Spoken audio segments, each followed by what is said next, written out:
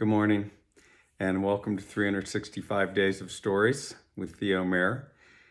Today, day 35, multiple of 7, here I am. I'll be telling some stories from my own life, my life as a steward.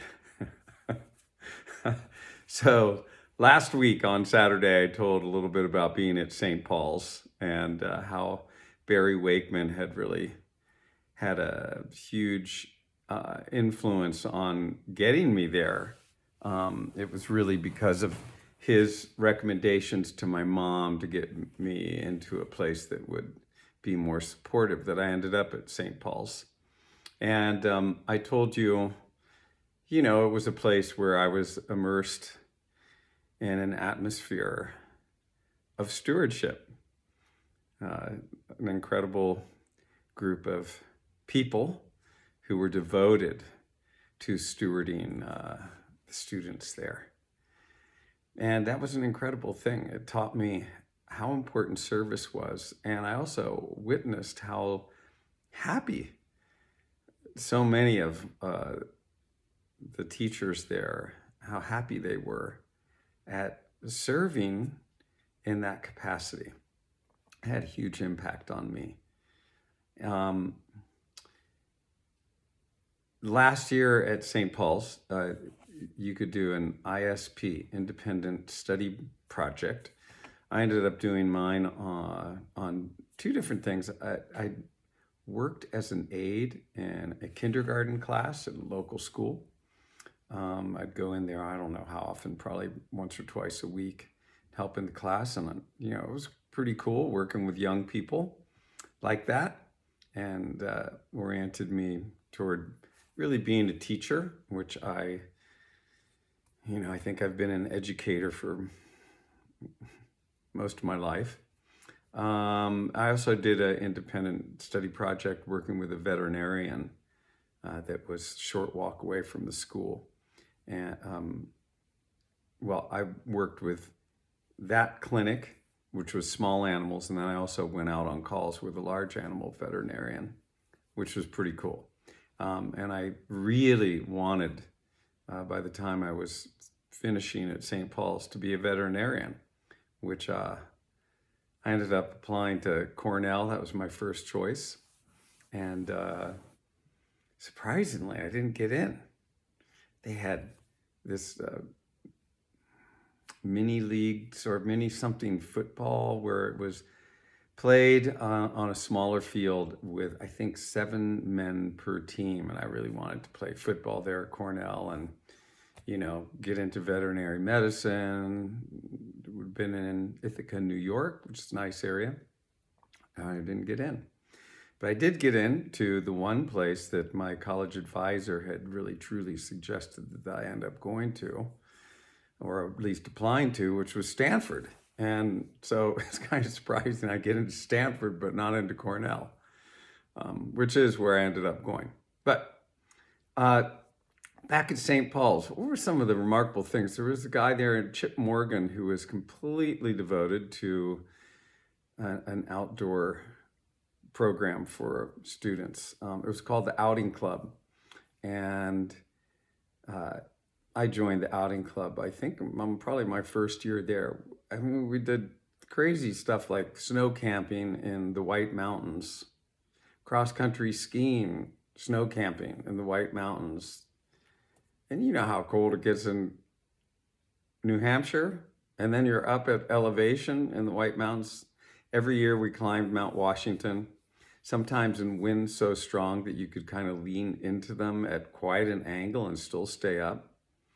You'd get to the little hut up there, or there's this little building that you could get yourself into, at least get out of the wind. But man, extreme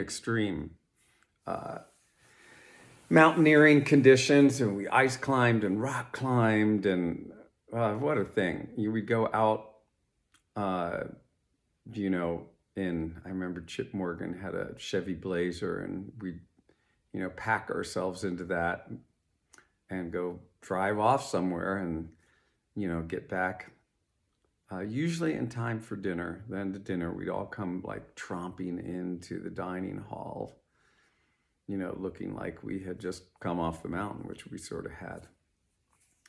That was incredible experiences. And just to have that 2,300 acre campus to go off and roam in was amazing. I would stuff a bird book and kind of hide my binoculars. I didn't really want anybody to know I was a big bird watcher. But I would go out on the campus and look, for wildlife and tracks and all kinds of stuff. There were beaver there, a lot of cool waterfowl because of all the ponds and lakes. It was pretty cool to be at that place. And the athletic scene was really cool. We had to do athletics.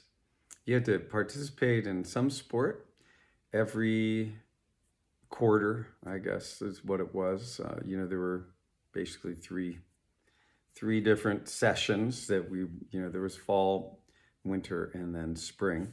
And so I ended up doing football, wrestling, and playing lacrosse. And unbeknownst to me, I had done pretty well. I did well there. I didn't think to do anything else. I just worked, did my athletics, and I thought, what else is there to do? And it was not easy. There was many an evening sitting in my room, and I'd, be peeking out the window. Occasionally I'd see an airplane go by up in the night sky, and I'd be like, man, I wish I was on that airplane going anywhere but here. Because the intensity of the focus was like nothing I have ever experienced since. St. Paul's School, academically, it was harder than anywhere I went to after that. Stanford was easy in comparison. And though I'd like to say I never got in trouble at St. Paul's, I continued to make problems for myself. I won't get into that right here, but some one way or another, I got through it. And like I said, John and Pam Buxton were the two that really, if it weren't for them, I don't think I would have made it through. They were always there to listen, to support, to encourage me to find my own way. Every winter I found myself in John's living room saying that I wish I wasn't there and that I was thinking about maybe stopping. And he would always just put it into my lap and just kind of say, I'm sure you'll figure out what's right for you and it will be the best.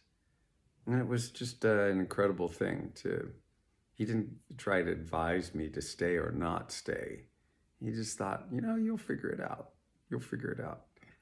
Anyway, I wanted to tell you a little bit about, or at least get started in the most amazing summer experiences that a young man like me could have had.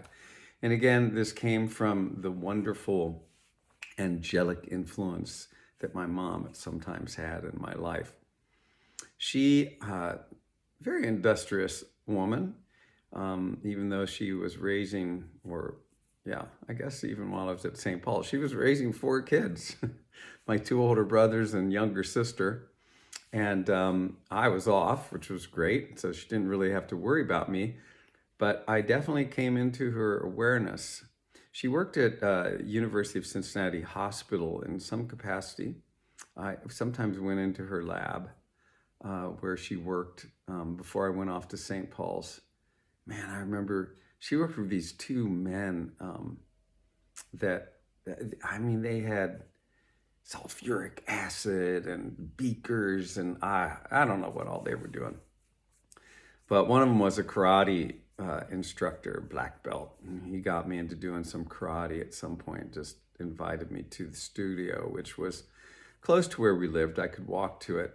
And I got into karate for a while. But anyway, so she was always kind of like, looking out for activities that she thought I would like. Now, there was a doctor that was there at University of Cincinnati, Pete Burley. And now I guess there was a dining hall at the place where she worked. And, there was an intermingling of people from all over the facility. And there was a hospital associated with it. So Pete Burley and my mom were sitting at lunch one day, and Pete was telling stories about where he'd grown up outside of Lewistown, Montana, on a ranch. And my mom just was captivated by the whole thing. She was totally into horses and nature and all that kind of stuff. And truly, I think she would love to have gone out to Pete Burley's childhood ranch. And so at one point she asked, well, does your family ever hire young men to work on the ranch? And he was like, no, they don't. But my father-in-law, he usually hires someone every summer. And so my mom kind of latched onto that, and she told me about it, asked if I would at all be interested in working on a cattle and sheep ranch in Montana. And I responded affirmatively, and she gave me their names, or Dave and Mary Garber gave me their address, said I should write him a letter, which I did, stating my interest in animals and animal husbandry and veterinary medicine and da-da-da-da. And they said, oh, we'd love to have you come work. So it was agreed that I was going to be the hired hand on their ranch in Montana that summer. Now, my parents, we didn't know the Garbers, who they were, what they were about, never seen the place, never been to Montana. Well, my dad had some acquaintance that had a motorhome. Somehow he borrows the thing, and off we go to Montana. And on the way, we stopped at Yellowstone, and I can't remember all the different. I know we went through the Badlands and the Dakotas and Mount Rushmore and a few other places along the way. And eventually we get to the Garber's Ranch and pulled in. It was later in the evening. Of course, we were, self-contained in the motorhome. We slept in the motorhome. Got up in the morning, and that morning it was, kind of a slow start, because here these, city people had come in with a motorhome, and I usually, it was an early start to the day. Dave had already milked the cows by the time we were even getting up. We had breakfast with Dave and Mary. Ron Dvorak, who was married to Judy, originally Judy Garber, lived next door. And so Ron showed up for breakfast and, went much longer than planned, because my parents didn't know that they should get the heck out of there so everybody can get to work.